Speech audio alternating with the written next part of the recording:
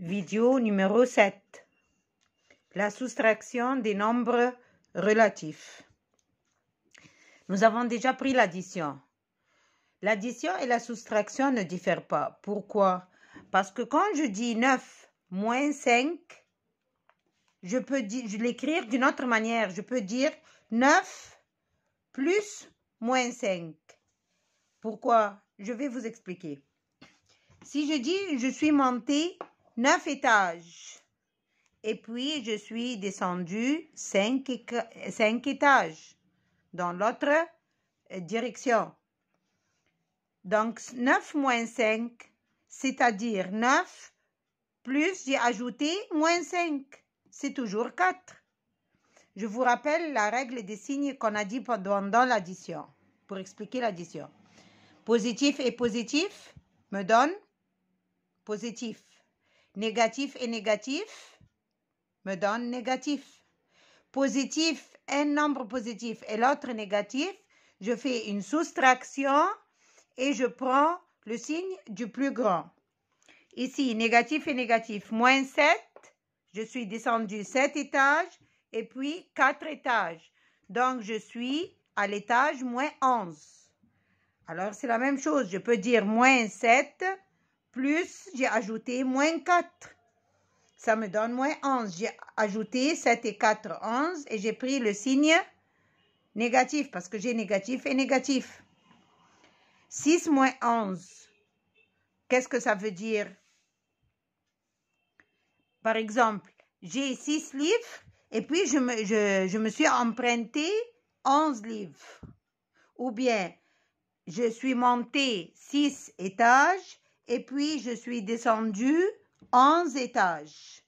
Je fais un nombre positif et un autre négatif.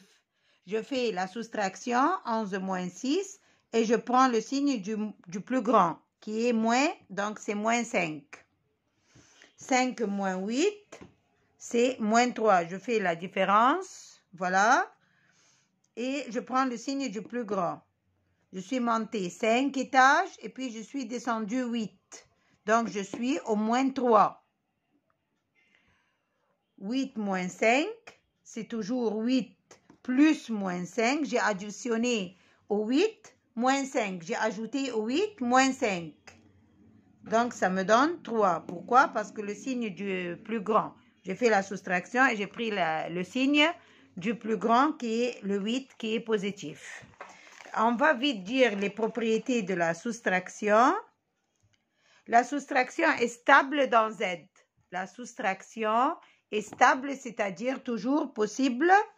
Donc, la différence de deux nombres entiers relatifs est un nombre entier relatif toujours. Donc, la soustraction est toujours possible, stable, c'est-à-dire possible dans les nombres relatifs. La soustraction, alors, n'est pas commutative.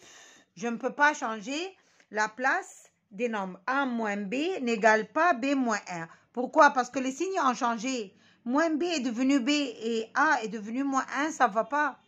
Si je change la place des nombres, je dois les changer avec leur signe. Exemple, 5 moins 2 est égal à 3. Mais 2 moins 5 n'égale pas moins 3. De la sorte, on a changé les signes. Aussi, la soustraction n'est pas associative. Je ne peux pas toujours changer la place des parenthèses. Regardez cet exemple pour vous prouver que la soustraction n'est pas associative. Voilà, je copie d'abord l'exemple. Moins 9, moins 3, moins 8.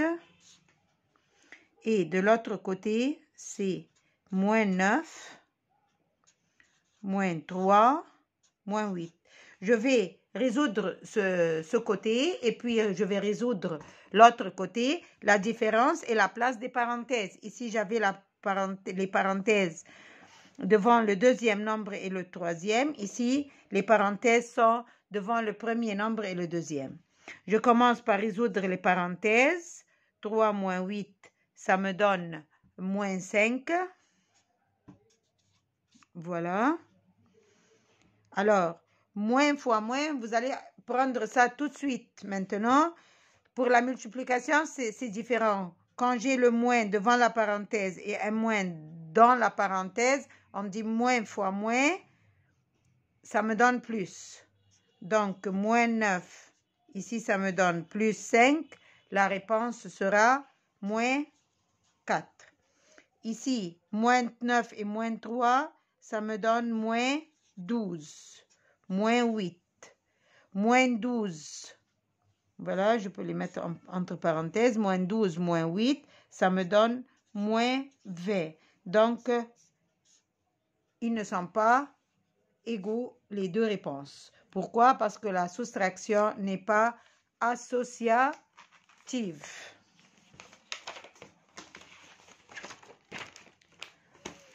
Merci.